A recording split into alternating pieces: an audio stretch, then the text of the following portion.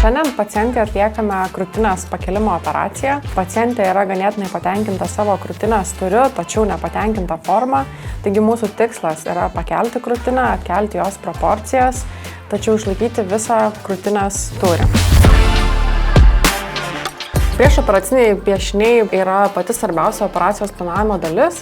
Tokiu būdu mes galim suplanuoti, kur bus krūtinė po pakelimo, kur bus spenelis ir galim nuspręsti, kur tiksliai bus atliekami priešoperaciniai pjūviai, nes pacientė atsigulus pasikeičia visa forma.